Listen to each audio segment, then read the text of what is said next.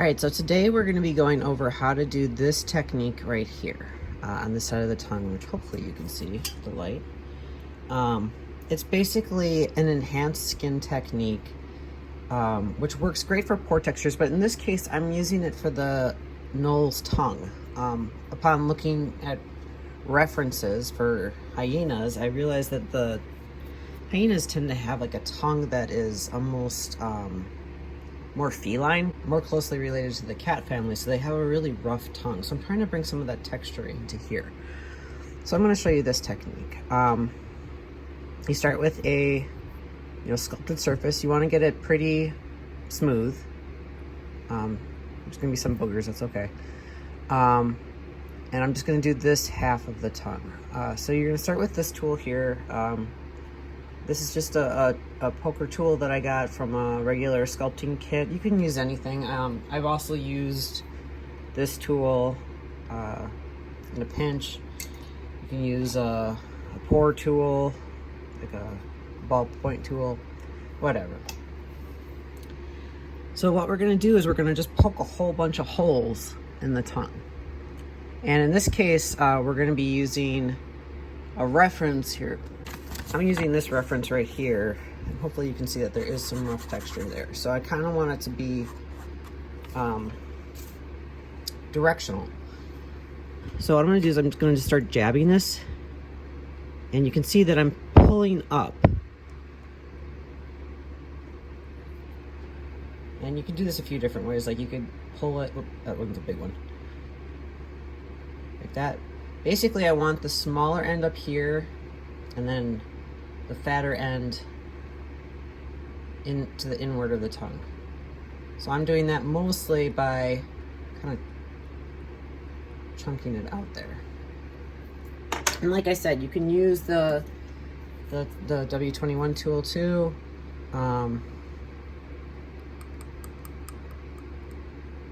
You can go the other way if you want. Just make sure that you're, getting that directionality. So here I'm doing it again. What I'm trying to do is create like a ridge, like a slope into a ridge, so that the ridge is something that this next part of the technique can catch on.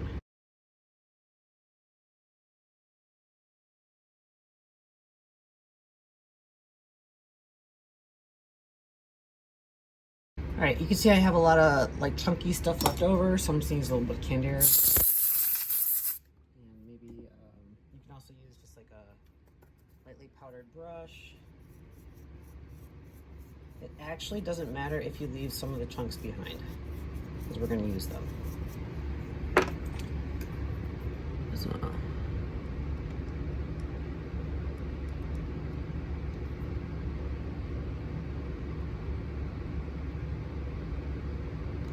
right now it looks kind of like a hot mess. The next thing we're going to do is we're going to take a slurry.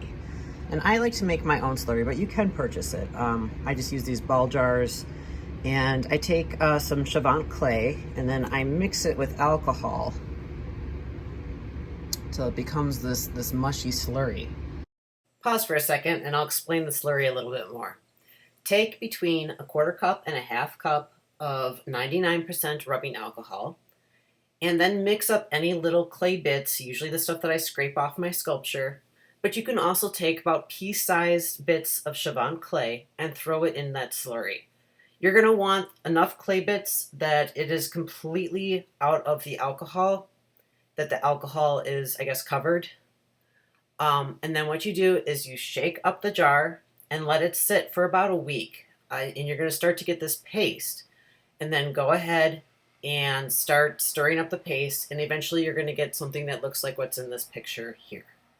You want a fairly soft slurry, so scooping it out, you can see that this is a little bit hard versus the stuff down here is a little bit more, hopefully you can see that, it's a little bit softer. I prefer the softer stuff, but I'm going to actually use this stuff, and then I take a little bit on this cup, and then I spritz it with some alcohol. So I just take a little bit of alcohol, get it a little bit more mushy feeling.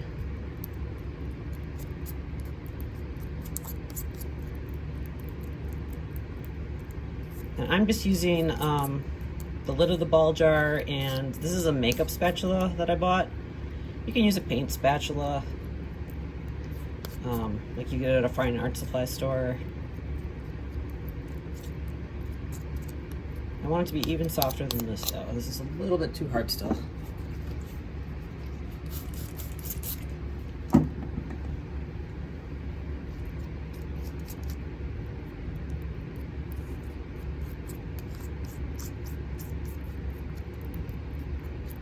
All I'm trying to do is work the alcohol into the clay. And you really, if you're making your own slurry, you have to let it like sit. The alcohol will start to dissolve the clay, but you have to let it sit for a while. There we go. We're starting to get more, and this is something you're just gonna have to learn by feel. I can tell you right now, like this is definitely softer than it was before. It could probably go a little bit softer.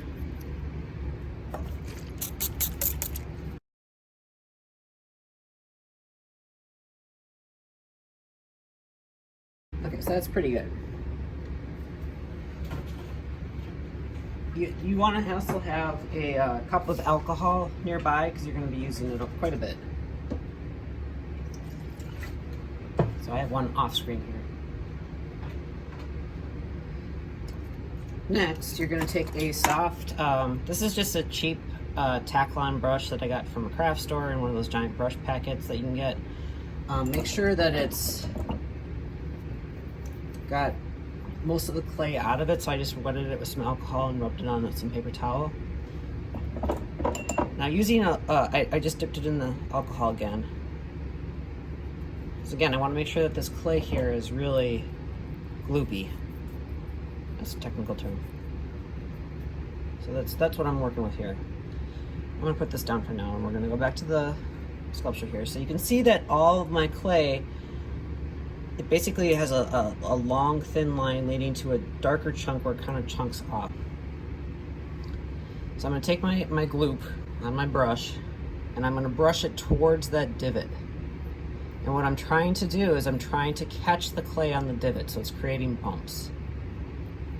And this is a real good way to create like gooseflesh. You can use it to create like stubble scars, like on people who, I don't know if you ever look at them, but like people who shave a lot and maybe they have thick hair. I don't know exactly what causes it, but it creates these bumps around the hair on their face where they shave. It's really good for that. And it's a quick technique versus like having to carve out pores or something like that, which we all know I love. But sometimes this is actually just visually more effective and quick. Well, it's quick and slow because you do have to let it dry.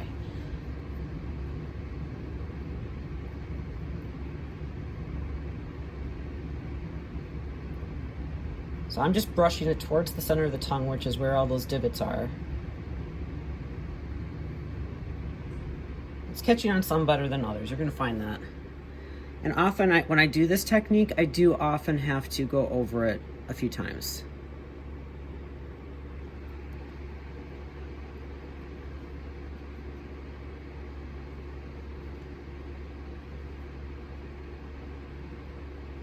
Right now, I'm probably overworking it. This is one of those things that you don't want to overwork.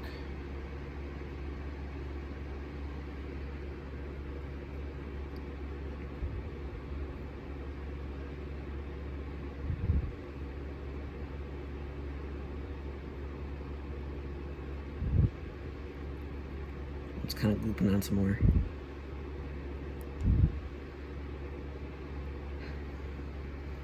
All right, so that's basically what we're looking for. I'm going to use a little bit of alcohol on a cleanish brush to scoop out some of the stuff that I got in the middle, where I overlapped with the half I already did.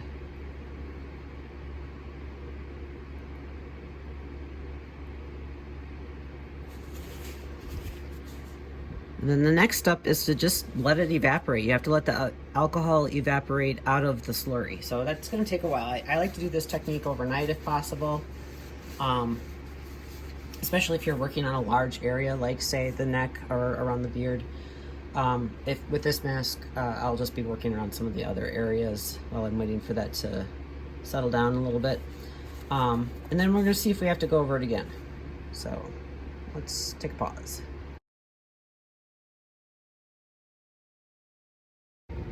All right, we're back. As you can see, it's mostly dry. It's still a little bit goobery if I touch it. But I think it's starting to match this side. One thing I'm gonna do though is I'm gonna hit this with some canned air. I'm just holding the can upside down. Can't see it, okay. And the coolant sprays out and it freezes the sculpture. And the reason I'm doing this is I wanna rub it with my finger, or in this case, since my finger won't quite reach there, I'm gonna use a rubber tip tool. And I just kind of want to blunt up some of those edges, but I want it to be frozen so that I'm not mushing it. Technical term there, hey?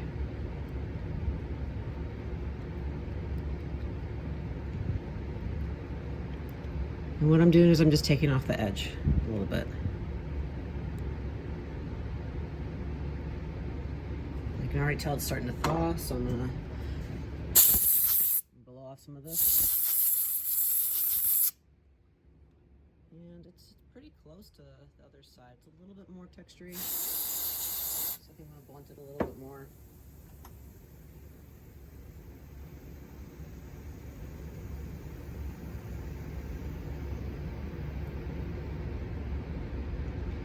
And this is all personal preference here. You know, if you want that rough look, go for it. If you don't, blunt it. You can always sculpt back into it. If the whole thing gets messed up, you can just smooth it out and start over. Like I said, it's a pretty versatile technique. All right. Do that, and then I'm gonna hit it with, so I can get some of these boogers out.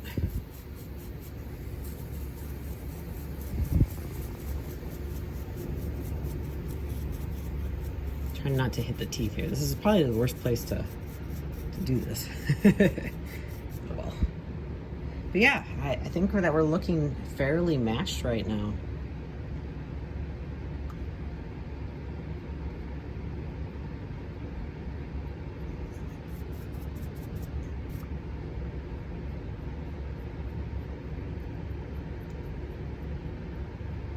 Yeah, that's that technique. It's pretty straightforward.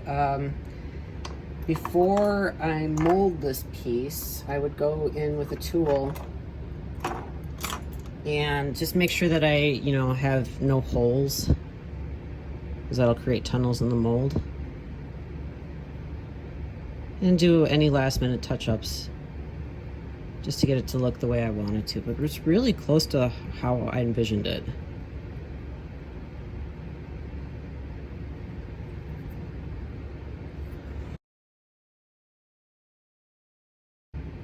Now, because this is the tongue, before I mold this, I think I'm gonna hit the tongue with some gloss paint to get a real shiny look that hopefully will come out in the castings, like an actual tongue.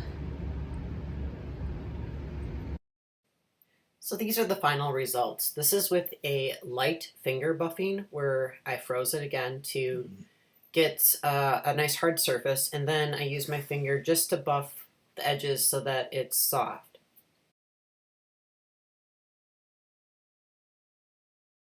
Here I froze the sculpture again with the canned air, and then let the liquid evaporate so that the sculpture would not be flammable. I then took my torch and carefully, making sure that it wasn't flammable, I went over the sculpture with my torch to kind of soften up the edges and leave a gloss finish.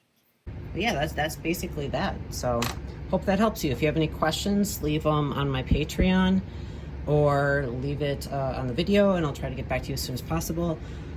To all my Patreon supporters, thank you so much. You make this possible, and I just really appreciate it, and I hope that these videos help you. Thank you.